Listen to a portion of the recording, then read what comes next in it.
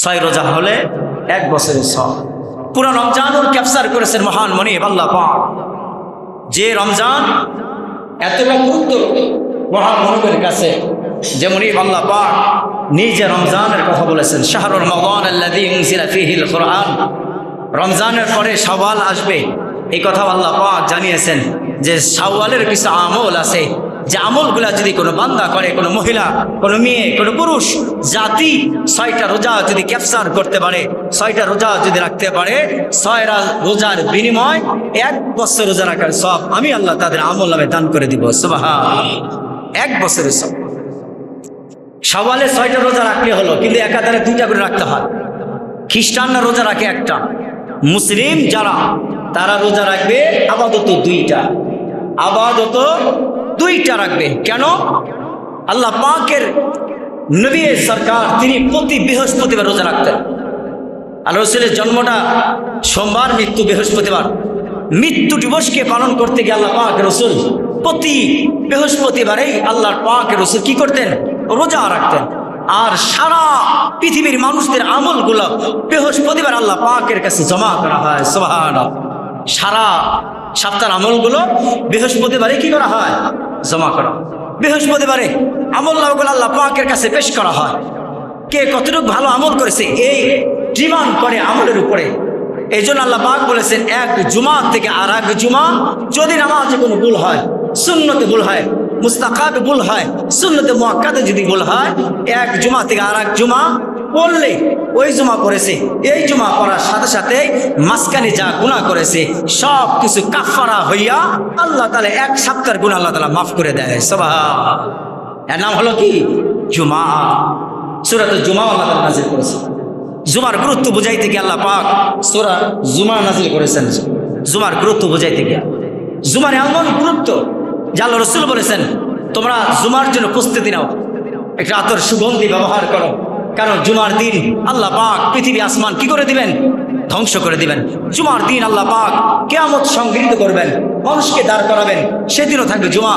আল্লাহ তাআলা মানুষদেরকে জান্নাত দিবেন, সেই দিনটাও থাকবে জুমা। সুবহানাল্লাহ, আল্লাহ তাআলা জুমা এত গুরুত্ব দিয়েছেন সারা পৃথিবী মানুষদের জন্য। এটা জুমা রহমত। আর সারা পৃথিবীতে যত প্রাণীকুল আছে এরা জুমা দেখে ভয় পায়, না জানি আজকে কিয়ামত হয়ে যায়, না জানি আজকে কিয়ামত হয়ে যায়। এই জন্য আল্লাহ পাক রাসূল বলেন জুমা হলো গুরুত্বপূর্ণ। এই জুমার গুরুত্বটা বুঝাইতে গিয়ে আল্লাহ বলেছেন, জুমা দিন যদি কেউ দোয়া করে, একটা নির্দিষ্ট টাইম আছে জুমার দিন, যদি ওই সময় যদি কেউ দোয়া করে আল্লাহ পাক তার জিন্দেগীর গুনাহ মাফ করে দিবে। সুবহানাল্লাহ, জিন্দেগীর গুনাহ মাফ করে। সেটা হলো কি? যেমন এই যে খুতবার আগে যে মুয়াজ্জিন আযান দেয়, এর মাঝখানে যত সময় আযান দেওয়া, বসার, উঠতে দেরি যতক্ষণ, অথবা ইমাম সাহেব জুমার প্রথম খুতবা পড়ার পরে দ্বিতীয় সানি খুতবা পড়তে গিয়ে পড়ার জন্য যতটুকু সময় ব্যয় করে, এই সময়ের ভিতরে যদি কেউ দোয়া করে আসমানের মালিক তার দোয়া কবুল করে তার পিছনে সমস্ত গুনাহ খাতা মাফ করে দিবেন আল্লাহ। এই সময়ের ভিতরে দোয়া কবুল হওয়ার কিছু শর্ত আছে। যেমন জুমার দিন আসর থেকে মাগরিব পর্যন্ত কি হয়? দোয়া কবুল। এটা জুমার দিন নির্দিষ্ট করা, আসর থেকে মাগরিব পর্যন্ত যদি কেউ দোয়া করে, যে কোনো দোয়া যদি আল্লাহ পাকের কাছে করে, আল্লাহ পাক তার রহমান নামের বরকতি, রহমান নামের রোশনি দিয়া টানিয়া বান্দার সমস্ত মনের আশা আকাঙ্ক্ষাগুলো কবুল করে নেয়। সুবহানাল্লাহ, আল্লাহ রাব্বুল আলামিনের কাছে জুমাটা এত গুরুত্বপূর্ণ। নবী সরকার দো আলম জুমার জন্য এত গুরুত্ব দিয়েছেন। জুমার দিন আগে আগে মসজিদে গমন করতেন। হাবিবে কিবরিয়া রাহমাতাল লিল আলামিন তিনি জুমার নামাজ পড়ার জন্য আগে আগে মসজিদে যাইতেন। সরকার দো আলম বলেন, আমি জুমার নামাজটা আগে মসজিদে পড়ব, এটি সবচেয়ে গুরুত্বপূর্ণ, আমি আগে আগে মসজিদে যাব। কারণ আল্লাহ পাক বলেছেন, জুমার নামাজের দিন যদি কেউ মসজিদে আগে আগে যায়, আমার রাস্তায় একটা উট সদকা করলে যে সব হয়, আমি আল্লাহ পাক ওই পরিমাণ সব বান্দার আমলনামায় সঙ্গে সঙ্গে জমা করে দে। জুমার দিন এত গুরুত্ব। এটি জোহর নামাজ, আসর নামাজ, মাগরিবের, ইশা, ফজর বলে নাই, কিন্তু জুমার জন্য বলেছেন কেউ যদি জুমার দিন আগে আগে মসজিদে গমন করে, আল্লাহ পাক আল্লাহ রাব্বুল আলামিন তাকে একটা উট সদকা করা সব বান্দার আমল নামে আল্লাহ জমা করে দিবেন। সুবহানাল্লাহ, জমা করে। এই জন্য জুমাটাতে গুরুত্ব। আর এক সপ্তাহ থেকে আর এক সপ্তাহ পর্যন্ত এর মাঝখানে যত গুনাহ হয়েছে সমস্ত গুনাহ কাফারা হিসাবে আল্লাহ পাক কি করবেন? জুমা নামাজ পড়ার সাথে সাথেই সমস্ত গুনাহ আল্লাহ তাআলা কাফারা হিসাবে নিজ হাতে তওবা কবুল করে নিয়া পিছনে গুনাহ মাফ করে দিবেন। সুবহানাল্লাহ। আম্মা জান আয়েশা বলেন, আল্লাহ রাব্বুল আলামিনের রাসূল, আমি জুমার দিন দেখতাম সবার আগে আল্লাহ রাসূল খুশবু ব্যবহার করতেন, আতর দিতেন, সুরমা দিতেন, নিজে চুল আঁচড়াইতেন, বাবরি চুল ছিল, এত সুন্দর করে যাইতো যে সুন্দর দেখে আসমানে ফেরেশতারা আহালান সাহালান বলে ডাকতো। হাবিবে কিবরিয়া জুমা নামাজের জন্য এত আগে আগে যাইতেন তার বিশেষ কারণ ইয়াউমাইদিন তুহাদ্দিসু আখবারাকা, যে জায়গায় গিয়ে মসজিদে বসবে ওই জায়গাগুলো মালিকের কাছে সাক্ষী দিবে, যে জায়গায় নামাজ পড়বে সেজদা দিবে ওই জায়গাগুলো আল্লাহ পাকের দরবারে সাক্ষী দিবে আর বলবে রব্বুল আলামিন আমার জায়গায় সেজদা দিছে আর তুমি মাফ করবা না, হতেই পারে না। মওলা তুমি তো বলেছিলাম ইয়াউমাইদিন তুহাদ্দিসু আখবারাকা বিআন্না রাব্বাকা ওয়া হালাকা, জমিন সেদিন খবর বলবে আমি আজ তোমাকে খবর বলে দিলাম আমার বান্দা নেক আমল করেছে, সুন্নাত মেনেছে, নামাজ পড়েছে, সেজদা দিয়েছে, কোরআন তেলাওয়াত করেছে, জিকির করেছে, মাফ কেন করবা না? আল্লাহ পাক জমিনকে সাক্ষী রাইখা বান্দার জিন্দেগির গুনাহ মাফ করে দিয়ে জান্নাত দিয়ে দিবে। এই জন্য ফরজ এক জায়গায় করে একটু এক পা সরলেও যাতে এই সেজদাটা আর এক জায়গায় পড়ে, মাটি যেন সাক্ষী হয়, মাটি যেন সাক্ষী হয়। কেন? যত জায়গায় মানুষ সেজদা দিবে তত জায়গা আল্লাহ পাকের কাছে কি হবে? কবুল হবে, তত জায়গা আল্লাহ তাআলার কাছে শাফাআত করবে। মানজাল্লাযী ইয়াশফাউ, যে শাফাআতের অধিকারটা তো শুধু আমার কাছে থাকবে আর পৃথিবীর কারো কাছে থাকবে না। কিন্তু আল্লাহ পাক বলে শাফাআতের অধিকার তো আমার কাছে থাকবে। মসজিদ শাফাআত করবে, মাদ্রাসা শাফাআত করবে, মসজিদের মাটি শাফাআত করবে। এই কারণে করবে যে জায়গায় সেজদা দিবে ওই জায়গা সাক্ষী রেখে আমি আমার বান্দার গুনাহ মাফ করে দিয়ে জান্নাত দান করে দিব। সুবহানাল্লাহ। এজন্য সূরাতুল জিলজাল নাযিল হয়েছে, ইয়াউমাইদিন তুহাদ্দিসু আখবারাহা বিআন্না রাব্বাকা আওহা লাহা, মাটি খবর বলবে, জমিন খবর বলবে, বিআন্না রাব্বাকা আওহা লাহা, যে সেদিন খবর বলবে। কেমন খবর বলবে? যে যাররা পরিমাণ যদি কেউ গুনাহ করে তারপরে আল্লাহ পাক দেখাবে, যাররা পরিমাণ যদি নেকি করে আল্লাহ পাক হাসরের দিন দেখাবে। ইয়াউমাইদিন তুহাদ্দিসু আখবারাহা, যেমন ঠিক তেমন ফামান ইয়ামাল মিসকালা যাররাতিন খায়রান ইয়ারা ওয়া মান ইয়ামাল মিসকালা যাররাতিন শাররান ইয়ারা। আল্লাহ পাক বলেন এই 2 কোটি খায়রান ইয়ারা শাররান ইয়ারা, ওই পরিমাণ নেকি করবা দেখায় দিব, ওই পরিমাণ গুনাহ করবা দেখায় দিব। সাবধান, যাররা পরিমাণ গুনাহ নিয়া যাররা পরিমাণ নেকি নিয়াও যদি তুমি যাও আমি আল্লাহ পাক যাররা পরিমাণ ঈমান ওয়ালাকেও বিনা হিসাবে জান্নাত দান করবে। সুবহানাল্লাহ। যাররা পরিমাণ যদি ঈমান নিয়াও যাও, একটা ঈমানওয়ালা ব্যক্তিকে আল্লাহ জাহান্নাম দিবে, একটা ঈমানওয়ালা। এই জন্য সাহাবীদের এই যে বলে না শিরক বা জুলমুন শিরকা, জুলমের গুনাহ মাফ হবে না, আল্লাহ তাআলার কাছে শিরক করেছে মাফ হবে না। এই শিরকের গুনাহ মাফ হবে ইখলাসের নিয়তে যদি সে তওবা। তাছাড়া শিরকের গুনাহ যদি মাফ না হয়, অনেক সাহাবী তো মূর্তি পূজা করেছে, মূর্তি পূজা করা তো শিরক, মূর্তি পূজা করা কি শিরক। আল্লাহ পাক যখন সাহাবী বলেছে লা ইলাহা ইল্লাল্লাহু মুহাম্মাদুর রাসূলুল্লাহ সাল্লাল্লাহু আলাইহি ওয়াসাল্লাম, আল্লাহ পাক জিন্দেগি না কালেমা পড়ার সাথে সাথে পিছনে যত গুনাহ ছিল সমস্ত গুনাহ আল্লাহ তাআলা সঙ্গে সঙ্গে মাফ করে দিয়েছে। সুবহানাল্লাহ। আল্লাহ রাব্বুল আলামিন বলতে পারলেন, এই কথা বলতে পারতে তুমি কালেমা পড়েছো কিন্তু তোমার শিরকের গুনাহ মাফ হবে না। আল্লাহ বলতে পারতেন, কিন্তু আল্লাহ পাক বললেন না। আশহাদু আল্লা ইলাহা ইল্লাল্লাহু ওয়াহদাহু লা শারীকা লাহু ওয়াহদাহু লা শারীকা লাহু ওয়া আশহাদু আন্না মুহাম্মাদান আবদুহু ওয়া রাসূলুহু।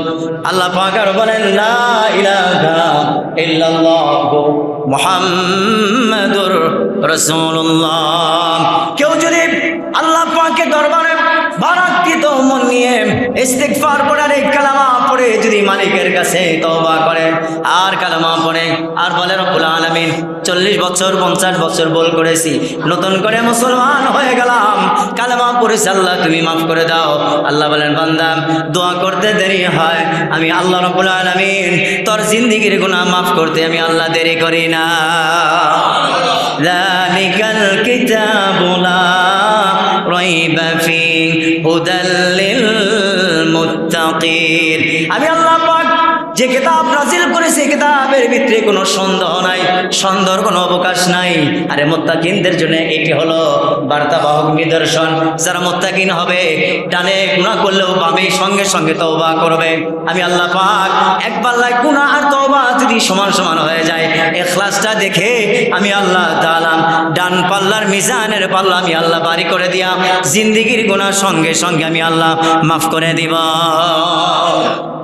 ইখলাস আর তওবা, এই তওবার মাধ্যমে ইখলাস অন্তরের ভিতরে, যে যত তওবা করবে আল্লাহ পাক তত ইখলাস তার অন্তরে, যে যত তওবা করবে খাঁটি তওবা করবে, তওবাতুন নাসুহা করবে, আল্লাহ পাক সমস্ত ইখলাস তার কলবের ভিতরে আল্লাহ তাআলা ঢুকায়া দিবে। সুবহানাল্লাহ, ঢুকায়া দিবে। কেন? ইখলাস ওয়ালা ব্যক্তিদেরকে আল্লাহ ভালোবাসেন। যারা ইখলাসের উপরে একই থাকে আল্লাহ পাক তাদেরকে ভালোবাসেন, আর আল্লাহ যাদেরকে ভালোবাসেন আল্লাহ পাক তাদেরকে বিনা হিসাবে জান্নাতের মালিক বানায় দেন। সুবহানাল্লাহ, যাদেরকে আল্লাহ পাক ভালোবাসেন, আল্লাহ তাআলার মহব্বতের ওয়ালা বান্দাদের আল্লাহ পাক কষ্ট দিতে চায় না। আল্লাহ বলেন যারা মহব্বতের বান্দা তারা দুনিয়ায় হয়তো বা কষ্ট পায়, কিন্তু আখিরাতের ময়দানে মহাশরে যখন দাঁড়াবে, এই বিভীষিকাময় দৃশ্যের উপরে দাঁড়াবে, আসমান নিচে সবাই কিন্তু ছায়া পাবে না। যারা আমার গোলাম ছিল, আমার আব্দিন আমার বান্দা ছিল, তারা তো আরশ আজিমের নিচে ছায়া পাবে। আর আমার মহব্বত করেন ওয়ালাদের বান্দাদেরকে আমি আল্লাহ তাআলা কি করব না, কষ্টে রাখবো না, সূর্যের তাপে রাখবো না। আমি আল্লাহ তাআলা নিজে দায়িত্ব নিয়া তাদেরকে আরশ আজিমের নিচে আমি আল্লাহ ছায়ার ব্যবস্থা করে দেব। সুবহানাল্লাহ। হাসরের কঠিন ময়দানে সমস্ত মানুষ কিন্তু আল্লাহ রাব্বুল আলামিনের আরশ আজিমের নিচে ছায়া পাবে না। হকপন্থী যারা আলেম তাদেরকে আল্লাহ পাক ছায়া দিবেন। এই যে মাটি, আমরা যাদেরকে মাটি দেই, এখানে সকলের লাশ কিন্তু মাটি খায় না, সমস্ত মানুষের লাশ কিন্তু মাটি খায় না। কিছু মানুষের লাশ মাটি সংরক্ষণ করে, তার কাফনে কাফনে কোনো ময়লা পর্যন্ত পোকা মাকড় ধরতে পারেন, এটা আল্লাহ পাকের অর্ডার। 3 শ্রেণীর মানুষদের লাশ খায় না, আল্লাহ খাইতে দেয় না। তার ভিতরে 1 নম্বর হকপন্থী যারা আলেম, আল্লাহ পাক তাদের লাশগুলো মাটি ধরে না, সংরক্ষণ করেন।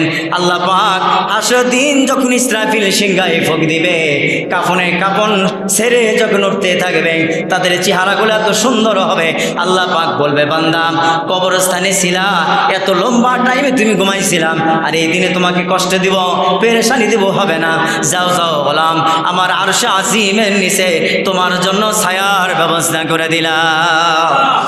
দ্বিতীয় নম্বর যারা সঠিক হাফেজ হয়, রব্বুল আলামিন জালাল বলেন যারা হাফেজ হবার পরে কলবে 30 পারা কোরআনুল কারীম সংরক্ষণ করে, 1 পারা কোরআন শরীফ বলে যায় না, কোরআন শিকার করে কোরআন শরীফ বলা যায় না। আল্লাহ পাক এই সমস্ত হাফেজদের লাশগুলো মাটিয়ে খাবে না, সংরক্ষণ করবে। আল্লাহ পাক বলবেন মাটিকে অর্ডার করবেন, আমার বান্দার সিনার ভিতরে আমি আল্লাহ কোরআনুল কারীম দিয়েছি 30 পারা। আমি আকাশকে বলেছিলাম তোমার উপরে কোরআন রাখবো, আকাশ বলেছিল পারবো না। জমিনকে বলেছিলাম তোমার উপরে কোরআন রাখবো, জমিন বলেছিল না আমি পারবো না। আমি পাহাড়কে বলেছিলাম তোমার উপরে কোরআন রাখবো, পাহাড় আমায় বলেছিল না আল্লাহ রাখেন না, এটা আমি সারখার হয়ে যাব, এর ওজন আমি নিতে পারবো না। আমি আল্লাহ পাক আমি আমার বান্দার আব্দিরা বান্দার উপরে আমি আল্লাহ সিনার ভিতরে সংরক্ষণ করেছি। এর মানে এই যারা হক্কানি হাফেজ হবে, হাফেজ হবার পরে কোরআনুল কারীমের আয়াতগুলা বলবে না, আমি আল্লাহ পাক লাশটা যখন কবরে রাখা হবে, আমি রব্বুল আলামিন কবরস্থানে ফরমান জারি করব, আমার বান্দার লাশ পোকামাকড়ে ধরতে পারবে না, কাফনে কাপড় যেমনি আছে এমনি থাকবে। হাসরের দিন সিংহায় যখন ইসরাফিল ফুঁক দিবে, যখন দৌড়াবে, এদেরকে আমি আল্লাহ পাক নিজে দায়িত্ব নিয়ে আরশ আজিমের নিচে ছায়ার ব্যবস্থা করে দিব। এর দ্বিতীয় নম্বর সঠিক বিচারক দেশের সঠিক বাদশাহ, হকপন্থী বাদশাহ, হকপন্থী বিচারক যারা হবে, এদের লাশ আল্লাহ তাআলা কি করবে না, মাটিয়ে খাওয়াবে। তাহলে 3 শ্রেণীর মানুষদের লাশ কি হবে না, জমিন তাদেরকে চাপ দিবে না। 1 নম্বর, যারা হক্কানি আলেম হয়, হকের পথে অটল থাকে, তাদেরকে আল্লাহ পাক জমিন থেকে নিচে যাওয়ার সাথে সাথে তাদেরকে আল্লাহ পাক কষ্ট দিবে না। লাশ তার মাটিয়ে খাবে না, পোকামাকড় খাবে না, সাপ বিচ্ছু ধরবে না, বরং কবরটাকে আল্লাহ পাক জান্নাতি ফুল বাগান হিসাবে কবুল করে নিবে। সুবহান। 2 নম্বর, হকপন্থী হাফেজ। যারা হাফেজ হওয়ার পরে তাদের কি বলে নাই, সিনার ভিতরে কোরআনুল কারীম ছিল, বলে নাই, এদের লাশ মাটিয়ে খাবে না। 3 নম্বর, যারা ন্যায়পরায়ণ বাদশাহ, যারা ছিল নেতি হকের পথে বাদশাহ, বিচারক, হকপন্থী বিচারক, সালিশনামা হক বিচারক করেছে, বিচার করেছে, এদের লাশ মাটিয়ে খাবে না, আল্লাহ পাক সংরক্ষণ করবে। আর হাসরের দিন যখন দাঁড়াবে, আল্লাহ পাক নিজে দায়িত্ব নিয়ে আল্লাহ বলবে, যাও বিনা হিসাবে জান্নাতের মালিক হয়ে যাও। সুবহান। এই 3 শ্রেণীর লাশ আল্লাহ পাক খাও। এটা মহিলাদের ক্ষেত্রেও তাই, শুধু পুরুষদের জন্য নয়, মহিলাদের ক্ষেত্রেও তাই। কেন? জান্নাত তো 2 কোয়ালিটি মানুষের জন্যই, জিন আর ইনসানের জন্য ঠিক আছে, কিন্তু নর এবং নারীর জন্য আল্লাহ পাক 2টি শ্রেণীর জাত, 2টো জাত তৈরি করেছেন। 2টো জাতির জন্য জান্নাত, 2টো জাতির জন্যই জাহান্নাম। আল্লাহ রাব্বুল আলামিন বলেন, ওয়াল্লাহু আল্লাযী লা ইলাহা ইল্লা হুম আলিমুল গায়বি ওয়াশ শাহাদাতি হুয়ার রহমানুর রহিম। দুনিয়ার সমস্ত মানুষদেরকে আমি আল্লাহ তাআলা, দুনিয়ার মানুষদের অন্তরের খবর আমি জানি। কোন মানুষের অন্তরের খবর আমার কাছে অজানা না। আজকে আমরা কি করব এটা তো জানেন, আগামীকালকে কি করতে চাই এটাও আল্লাহ পাকের কাছে খবর আছে। কেন খবর আছে? ইউনূস আলাইহিস সালাম যখন তাকে মাছ গ্রাস করে ফেলেছে, গিলে ফেলেছে, একটা মাছ গিলেছে, আবার ওই মাছটাকে আর এক মাছ গিলে ফেলেছে, কিন্তু আল্লাহ পাক ইউনূস আলাইহিস সালামকে এখানে শিক্ষা দিবেন, এই যে লা ইলাহা ইল্লা আনতা সুবহানাকা ইন্নী কুনতু মিনাল যালিমিন। ইউনূস আলাইহিস সালামকে শিক্ষা দিবেন আল্লাহ পাক। 1 মাছে খাইলো, আবার আর এক মাছ তাকে খেয়ে ফেলেছে, একটা মাছ খেয়েছে, তাকে আবার ওই মাছটাকে আর এক মাছ গিলে ফেলেছে। কত বড় নাজানি মাছ ছিল। আল্লাহ রাব্বুল আলামিন বলেন, ইউনূস আলাইহিস সালামকে 40টা বছর আমি সাগরের অতল তলদেশ দিয়ে আমি ভ্রমণ করিয়েছি। 1 মাছ গিলে খাওয়ার পরে আর এক মাছের পেটের ভিতরে আমি গ্লাস সিস্টেম বানিয়েছি। আমি আমার একটা সিস্টেম ইউনূস আলাইহিস সালামের চোখের পাওয়ারে দিয়েছি। সমুদ্রের ভিতরে কি হয় সব আমি আল্লাহ তাআলা ইউনূসকে দেখিয়েছি। ইউনূস আলাইহিস সালাম 39 দিন দেখতে পেলেন, সাগরের বালু কোণা থেকে আওয়াজ আসে, জিকির আসে, আল্লাহ রাব্বুল আলামিনের নাম আসে। ইউনূস আলাইহিস সালাম আর বুঝতে বাকি হলেন না, সঙ্গে সঙ্গে তিনি বলে নিলেন, লা ইলাহা ইল্লা আনতা সুবহানাকা ইন্নী কুনতু মিনাল যালিমিন। আল্লাহ পাক দোয়া কবুল করলেন, মাছকে অর্ডার করলেন, তুমি ওগরায়া দাও। মাছটাকে বের করে দিলেন, এমন একটা জায়গায় বের করে দিলেন, সারা শরীর একদম কাঁটায় জর্জরিত হয়ে গেছে, সারা ফালফালা হয়ে গেছে, সারা দেহ প্রায় গোস্ত এক জায়গা থেকে উঠে পড়েছে। 40 দিন কোনো খাবার নাই। আল্লাহ পাক জান্নাতি খাবারের ব্যবস্থা করলেন, জিবরাইল আলাইহিস সালামকে পাঠালেন, যাও ইউনূস আলাইহিস সালামের কাছে যাও। ইউনূস আলাইহিস সালামের কাছে গেলেন, ইউনূস আলাইহিস সালামকে জিবরাইল আলাইহিস সালাম প্রশ্ন করলেন, ইউনূস পয়গম্বর 40টা দিন পানির ভিতরে থেকে কি অভিজ্ঞতা হলো? ইউনূস আলাইহিস সালাম বললেন, আমি দেখতে পেলাম সাগরের গহীন তলদেশের একটা বালু কোনাও আমার মনিবের নাম জপে। আমি দেখতে পেলাম বালু কোনা থেকে আল্লাহ পাকের নাম আসে। তখন আমি বুঝতে পেরেছি এ জায়গায় যদি কিয়ামত পর্যন্ত আমি থাকি, আল্লাহ পাক আমাকে বের করবে না। আমার মুখের জবান দিয়েই আল্লাহ পাক অটোমেটিক একটা দোয়া বের করে দিয়ে দোয়া বের করেছেন। ওই দোয়া করেছি, আল্লাহ পাক হয়তো বা রাজি হয়েছে। আমি আল্লাহ পাকের কাছেও দোয়া করেছি, আল্লাহ পাক রাজি হয়েছে। রাজি হইলে আল্লাহ পাক আর কি হয়, বান্দার প্রতি যদি ভালোবাসা বেড়ে যায়, আল্লাহ পাক বান্দার সবখানে সব জায়গায় সফর দেয়। আল্লাহ পাক কুদরতি বোঝা যায় না। আল্লাহ পাক নিজে দায়িত্ব নিয়ে ইউনূস আলাইহিস সালামকে মাছের পেট থেকে আল্লাহ পাক বের করে দিয়েছে। 39 দিন ঘুরেছেন সাগরের ভিতরে অতল তলদেশ, একটা ভ্রমণের ব্যবস্থা করেছেন 40 দিন 39 দিন। এই 39 দিন ঘোরার পরে আল্লাহ পাক বালুকোনার থেকে যখন আল্লাহ পাকের নাম আসে, ইউনূস আলাইহিস সালাম নবী তো আর বুঝতে বাকি হয় নাই যে বালুকোনা যদি আল্লাহ পাকের নাম গাইতে পারে, আমি নবী কেন পারবো না? সঙ্গে সঙ্গে বলেছেন লা ইলাহা ইল্লা আনতা সুবহানাকা ইন্নী কুনতু মিনাল যালিমিন। আল্লাহ পাক, আমি তো জালেমদের অন্তর্ভুক্ত হয়ে গেছি, তুমি মাফ না করলে হবে না। ইউনূস আলাইহিস সালাম দোয়া করে যদি মাফ পাইতে পারে, আল্লাহকে সেই দরজা বন্ধ করে দিছে? কথা বলেন, বন্ধ করে দিছে? না, বন্ধ করে নাই। আজও কিয়ামত পর্যন্ত সেই দোয়া থাকবে, সেই দরজা খোলা থাকবে। যত গুনাহ করুক বান্দা, মাফ চাবে, মাফ চাওয়ার দায়িত্ব আমাদের, গুনাহ মাফ করার দায়িত্ব মনিবের। আমরা যদি মাফ চাইতে পারি, আল্লাহ পাক সঙ্গে সঙ্গে জিন্দেগির গুনাহ মাফ করে দিবে। সুবহানাল্লাহ। আল্লাহ তো বলেছেন তুমি চাও আমি তোমাকে দেব, তোমার আশা পূরণ করব। তোমার কোনো এমন কোন আশা নাই যে আমি আল্লাহ পাক তোমার পূরণ করব না, কিন্তু তোমাকে আমার সাথে কালেকশন করতে হবে, আমাকে চাইতে হবে, আমার কাছে চাইতে হবে। তোমরা তো চাইবা নিজের ভিতরে চাইবা, কিন্তু সবচাইতে বড় চাওয়াটা আমার কাছে চাইবা। আমি বিনে তোমাদের কেউ কিছু দিতে পারবে, কেউ দিতে পারবে। কেন দিতে পারবে না? আমি সব করে নেওয়ালা, আমি রিজিকের মালিক, আমি হায়াতের মালিক, আমি মৃত্যুর মালিক, আমি আল্লাহ পাক সাত আসমান সাত জমিনের মালিক। এই সাত আসমান সাত জমিন আমার হাতের মুষ্টির ভিতরে থাকবে। আর আমি বলবো সেই দিন, সেই রাজা বাদশারা কোথায়? যারা মাটির উপরে চলতো, অহংকার করে চলতো, সেই রাজা বাদশারা কোথায়? টাকার অহংকারে নিজেরা ফেটে যেত, সেই বাদশারা কোথায়? যারা নিজেদের ক্ষমতাকে অপব্যবহার করত, আজকে তারা কোথায়?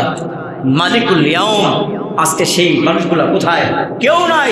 আজকের দিনের রাজা আমি আল্লাহ পাক, আজকে আমি ক্ষমতাধর, আর পৃথিবীর কেউ ক্ষমতাধর নয়, কেউ নয়। সাত আসমান সাত জমিনটা আল্লাহ পাক যখন পেঁচায়া তুলার মতো পেঁচায়া যখন ডান হাতের মুষ্টির ভিতরে নেবেন, না জানি সেই ভয়াবহ অবস্থাটা কি হবে। না কি হবে সেই সাত আসমান সাত জমিন, এক আসমান থেকে আর এক আসমান পর্যন্ত যাইতে 500 বছরের দূরত্ব। সুবহানাল্লাহ বলেন, 500 বছর। আল্লাহ পাক রাসূলকে যখন নিতেছিলেন জিবরাইল আলাইহিস সালাম 70,000 ফেরেশতা দিয়ে ব্যারিকেড দিয়ে যখন পাহারা দিয়ে নিতেছিলেন, জিবরাইল আলাইহিস সালামকে আল্লাহ পাক জিজ্ঞাসা করেছিলেন কত দূর হবে এক আসমান থেকে আর এক আসমান? জিবরাইল আলাইহিস সালাম বলেছিলেন এক আসমান থেকে আর এক আসমান যাইতে 500 বছরের দূরত্ব। সুবহানাল্লাহ। এর কি চারটিখানি কথা? 500 বছরের দূরত্ব এক আসমান থেকে আর এক আসমান। এরকম সাত আসমানকে আল্লাহ পাক তুলার মতো পেঁচায়। আল্লাহ রাব্বুল আলামিন বলেন, গোলাম আমি আল্লাহ তাআলা দুনিয়াকে এত সুন্দর করে সৃষ্টি করেছি, মুডফাইভ করেছি, জানো না আমি আল্লাহ পাক দুনিয়াতে এত সুন্দর সুন্দর করে বানিয়েছি, তার চাইতে তোমাকে সবচাইতে সুন্দর করে বানিয়েছি। আমার আল্লাহ পাক বলেন, চারটা কসমকে আমি আল্লাহ মানুষ বানিয়েছি। চাঁদ সুন্দর কিন্তু সে জান্নাতে যাবে না, সূর্য সুন্দর কিন্তু সে জান্নাতে যাবে না, আসমান জান্নাতে যাবে না, জমিন জান্নাতে যাইবে না। আমি আল্লাহ পাক মানুষ জান্নাতে নেব। আশরাফুল মাখলুকাত, শ্রেষ্ঠ জাতি, এই আশরাফুল মাখলুকাতকে আমি জান্নাতের অধিবাসী বানাবো। এই আসমান তৈরি করেছি আমি আল্লাহ পাক, জমিন বানিয়েছি আল্লাহ পাক, সূর্য চন্দ্র বানিয়েছি। এরা কেউ জান্নাতে যাবে না। গোলাম তোমার সুন্দর করে বানিয়েছি, জানো ফেরেশতা দিয়ে বানিয়েছি, নিয়ন্ত্রণ করেছি, এত সুন্দর চেহারা দিলাম। এই জবান দিয়ে যদি একবার আমার নাম জপরে গোলাম, আমি আল্লাহ রাজি হয়ে যাই, খুশি হয়ে যায়। আমি আল্লাহ দেখতে থাকি। গোলাম আমার ডাক দিছিস, আমার রহমতের দরিয়া তখন রস খায়। আমি বলতে থাকি, ফেরেশতা নিয়া আমার বান্দা আমায় ডাক দিছে, আমি আর সহ্য করতে পারি না। আমি আল্লাহ পাক তুই যখন ডাকস গোলাম আর শাহজিমে আমার বসে থাকার হয় না। আমি আল্লাহ ডান হাত দিয়ে তোর চোখের পানি গোলাম মুছতে থাকি আর বলতে থাকি, আর কাঁদিস না গোলাম, এই মুহূর্তে আমি আল্লাহ পাক তোর জিন্দেগির গুনাহ মাফ করে দিলাম। চোখের পানির এত দাম আল্লাহ পাকের কাছে। যদি কোন ব্যক্তি চোখের পানি ফেলে আল্লাহ পাকের কাছে চায়, দুনিয়া এমন কোন জিনিস নাই সে পাবে না। আল্লাহ পাক বলেন, যখন তুমি চোখের পানি ফেলে কাঁদো, আমার আরশ আসিমের রহমতের দরিয়ায় তখন দোলনা খাইতে থাকে, ঢোল খাইতে থাকে। সাগর যেমন গর্জন হয় তেমন গর্জন খাইতে থাকে। আমি আল্লাহ পাক আর স্থির থাকতে পারি না, ডান হাতটা বাড়ায় দেই, নাকের ডগায় পানি আসার আগে আগে বলতে থাকে, গোলাম সুন্দর করে বানিয়েছি, ওয়াত্তিনি ওয়াজ্জাইতুন ওয়াতুরি সিনিন ওয়াহাদাল বালাদিল আমিন। চারটা কসম খেয়ে ধরে বানাইছি। মক্কা নগরের কসম খাইছি, জয়তুনের কসম খাইছি। রে বান্দা, তুই যদি আমার কাছে মাফ চাস, আমি আল্লাহ তাআলা কারো কাছে কৈফিয়ত দিতে হবে না, কোনো মানুষকে বলতে হবে না। ওরা মাফ করতে চাই, তোমরা কি বলাম, কিন্তু গোলাম যদি তওবা ইস্তেগফার সঠিকভাবে করিস, আমি আল্লাহ পাক সঙ্গে সঙ্গে তোর জীবনের জিন্দেগির গুনাহ নিজে দায়িত্ব নিয়ে আমি আল্লাহ মাফ করে দে। সমস্ত গুনাহ আমি আল্লাহ মাফ করে দেব। কারো কাছে কৈফিয়ত আমাকে দিতে হবে না, আমার কারো কাছে বলতেও হবে না যে এই ব্যক্তিকে তো মাফ করতে চাই, একে আমি মাফ করতে চাই, এটা বলতেও হবে না। কোন মহিলা সলেমুদ্দি কলেমুদ্দি ফারজানা টারজানা মহিলার যারা আছে, মেয়েরা যারা আছে, এরা যদি আল্লাহ পাকের কাছে মাপ চায়, আল্লাহ নামের দিকে তাকাবে না, বংশের দিকে তাকাবে না, কোনো কিছুর দিকে তাকাবে না। আল্লাহ পাক শুধু দেখবে মন আর তার দিল আর তার চোখের পানি, এই দুটার সাথে যদি দিল আর চোখের পানির সাথে যদি মিল হয়ে যায়, আল্লাহ পাক চোখের পানি মুছে দিয়ে বলবে, যা বান্দি, যা গোলাম, এই মুহূর্তে আমি আল্লাহ তাআলা তোকে মাফ করে দিলাম।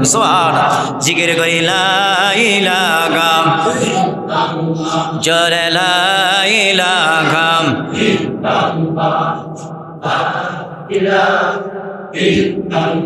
জোরে লা ইলাহা ও লা ইলাহা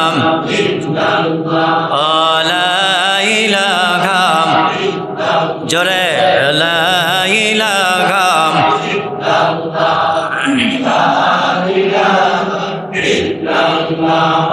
লা ইলাহা লা ইলাহা ইল্লাল্লাহ লা ইলাহা লা ইলাহা লা ইলাহা ইল্লাল্লাহ মুহাম্মাদুর রাসূলুল্লাহ।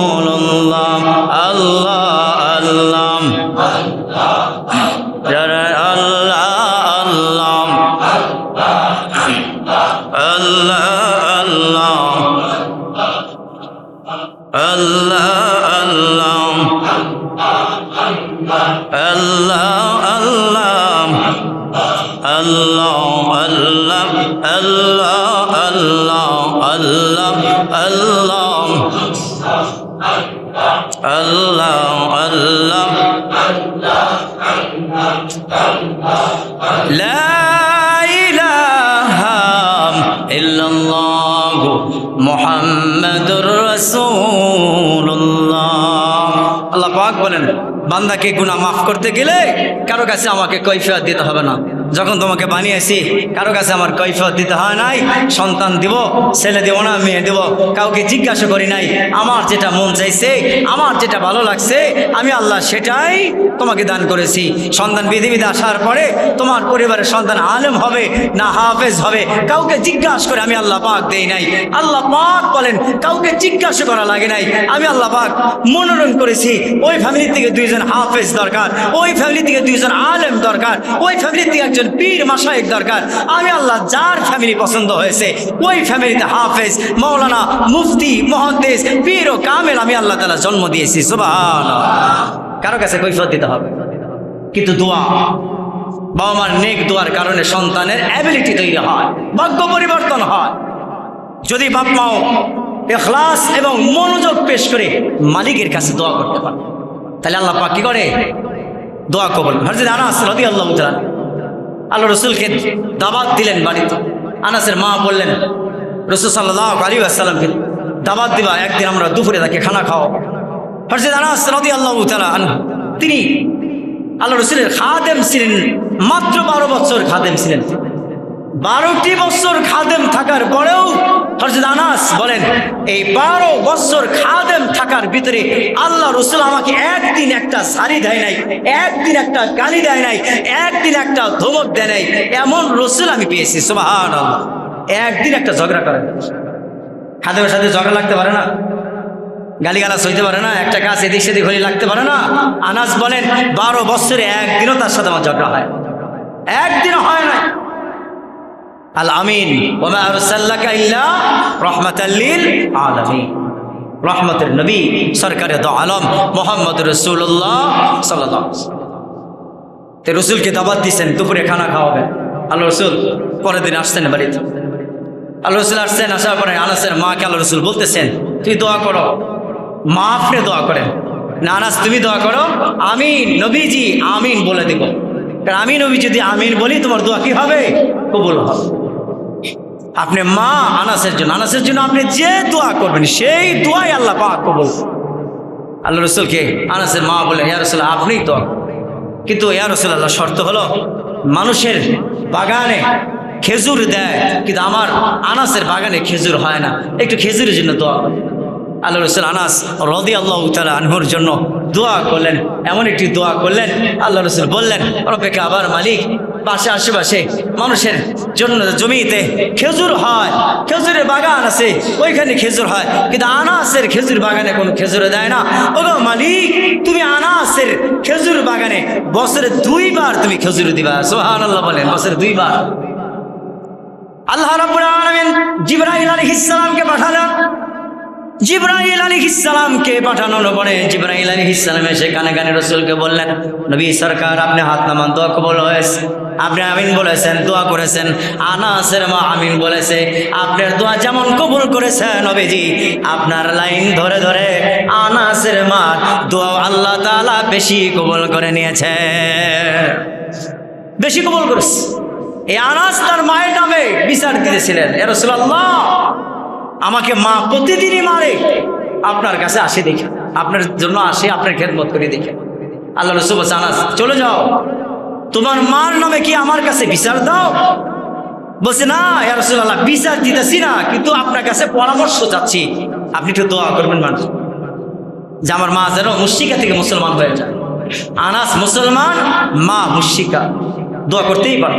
বাংলাদেশে আছে অনেক মেয়ে আছে মুসলমান হয়, বাবা মা মুসলমান হয়, অনেক ছেলে আছে মুসলমান হয়, কিন্তু বাবা মা মুসলমান হয় না। আনাস বলে ইয়া রাসূলুল্লাহ আমি বিচার দেওয়ার জন্য আসি নাই। আল্লাহ রাসূল বলতেছেন আনাস পৃথিবীর একটা মানুষের ক্ষেত্রে আমার কোনো কিছু বলার সাধ্য নাই, আল্লাহর পরেই যাদের জায়গা, আমি নবীর আগে যাদের জায়গা, যাদের কদমের নিচে তোমার জান্নাত, সেটা তোমার বাবা এবং মা, এদের নামে তুমি বিচার যদি আমার কাছে দিতা, বিচার তো হতোই না, বরং উল্টা অ্যাকশন হতো। তোমার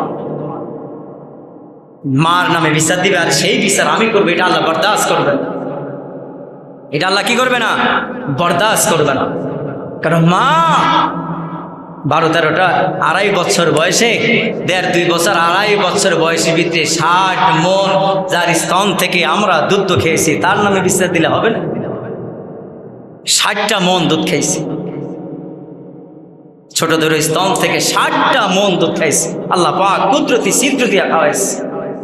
হাজার সারা পৃথিবীর পানি মনে করেন বড়, মায়ের স্তন থেকে যে দুধ আল্লাহ দান করেছে উষুম উষুম গরম গরম, যাতে সন্তানের কোনো কষ্ট না হয়, ঠান্ডা না লাগে, কষ্ট যেন না হয়। সে আনাসের মার জন্য আল্লাহ রাসূল বলতেছেন যাও দোয়া করে দিব।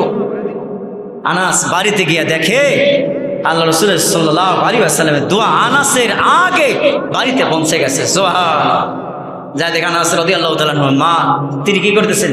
গোসল করতেছেন, ফ্রেশ হইতেছেন। তাহলে আনাস রাদিয়াল্লাহু তাআলা ডাক দিলেন মা বাড়িতে আছেন। ভিতর থেকে একটু নরম নরম আওয়াজ আসে। আগে কর্কশ ভাষায় কথা বলতেন, কিছু বললেই চিৎকার দিয়ে বলতেন, ধমক দিয়ে উঠতেন। তিনি রসুলের দরবারে খেদমতে যায়, এটা তার পছন্দ ছিল না। আল্লাহ রসুল যেদিন দোয়া করেছেন আল্লাহ পাক তার দোয়া কবুল করেছেন, রসুলের দোয়া কবুল করেছেন, আল্লাহ রসুলের দোয়া কবুল করেছেন। আনাস বাড়িতে গিয়ে দেখে আল্লাহ রসুলের দোয়া আনাসে বাড়িতে যাওয়ার আগে আল্লাহ রসুলের দোয়া তার আগে বাড়িতে চলে এসেছে। সুবহানাল্লাহ। আনাসের মা বলতেছেন সন্তান তুমি দাঁড়াও, আমি ভিতর থেকে ফ্রেশ হয়ে তোমার কাছে আসতেছি। আল্লাহ রাসূল সাল্লাল্লাহু আলাইহি ওয়াসাল্লামের খাদেম আনাস বলে, আমি যখন দেখতে পেলাম আমার মার তার চুল মোবারক দিয়ে ছোট ছোট পানি টকবা করতেছে, আমার বুঝতে আর বাকি হলো না। আমার মা গোসলখানা থেকে বের হলেন। আমার মা আমাকে জিজ্ঞাসা করলেন, আনাস কোথায় গিয়েছিলেন? যে আমি রাসূলের দরবারে গিয়েছিলাম। যে আনাস, আমি তো ভুল করেছি, তুমি আমার একজন ব্যক্তির কাছে যাও যার জন্য আসমান বানানো হয়েছে, যার জন্য জমিন বানানো হয়েছে, তার কাছে যাও যিনি আল আমিন, সমস্ত মক্কা নগরের মানুষগুলা তার কাছে স্বর্ণ অলংকার টাকা জমা রাখে, আমানত করে রাখে, আর আমি তার কাছে যাও বিধান তোমাকে মেরেছি। আনাস, আমি অনুরক্ত হয়েছি, তুমি আমার রাসূলের দরবারে নিয়ে যাও। রাসূলের দরবারে যাওয়ার আগে আমারে পড়ায় দাও লা ইলাহা ইল্লাল্লাহু মুহাম্মাদুর রাসূলুল্লাহ সাল্লাল্লাহু আলাইহি ওয়াসাল্লাম। আনাস কালেমা পড়ায় দিলেন, রাসূলের দরবারে নিয়ে গেলেন। রাসূল নিজ হাতে দায়িত্ব নিয়ে নিজ হাতে কালেমা শাহাদাত পড়ায় কালেমা পড়ে মুসলমান বানায় দিলেন। সুবহান। বাপ মার বিষয়ে কোনো কমপ্লেন নেই, বাবা মার সম্পর্কে কোনো কমপ্লেন নেই, কোনো কমপ্লেন নেই। হ্যাঁ, বাবা মা যদি গালি দেয় আস্তে করে, যদি আপনার ভালো না লাগে দূরে যাইতে পারেন, পরবর্তীতে যোগাযোগ করবেন, কিন্তু বাপ মার সামনে ধমক দিতে পারেন। আজ অধিকাংশ ফ্যামিলিতেই বাপ মা তো এমন একটা চাপাচাপি, সন্তান বাবা মার হক বুঝে না, বাবা মাও সন্তানের হক বুঝে। বাংলাদেশে জেনে যা নস্কর খালি দেখবেন খালি বাবা মাকে নেওয়া হয়, বাবা মার খেদমত করতে হবে, কিন্তু বাপ মার যে দায়িত্ব সন্তানের প্রতি, এটা সে দায়িত্ব পালন করে। যখন আপনি দায়িত্ব পালন না করবেন তখন তো সন্তান বিগড়ে যাবে।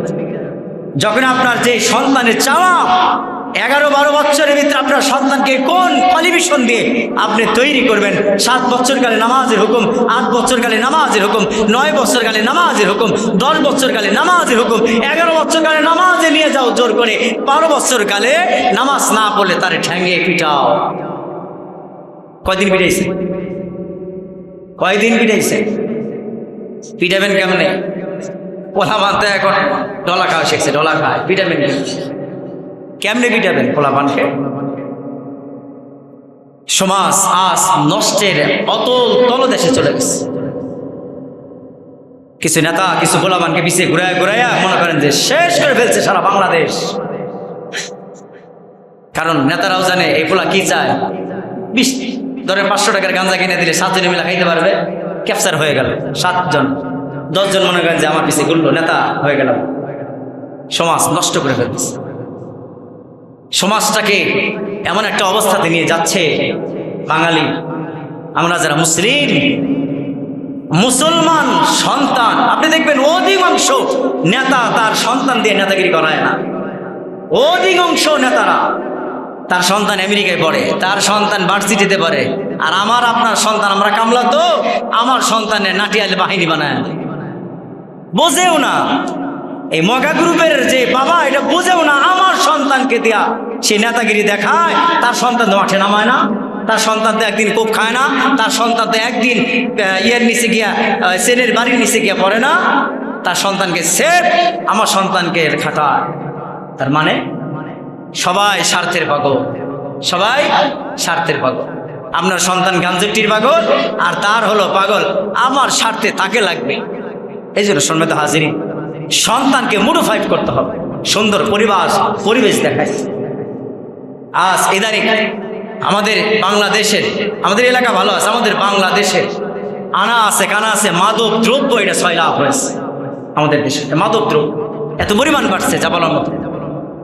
হয়তো এই এলাকায় থাকতে পারে কিছু যুবক আছে, রাত 10-11 পর্যন্ত দেখি আমাদের মাদ্রাসার আশেপাশে ঘুরে। দেখি কালকে রাত্রে 12:30টার সময় কারা যেন আমার মাদ্রাসার আশেপাশে ঘুরতেছে। 12:30 আমি সতর্ক করে দিলাম, নেক্সট টাইমে যদি আমি পাই আমি ধরে বান্ধব। মাদ্রাসার ভিতরে কোনো আকামকাম চলবে না।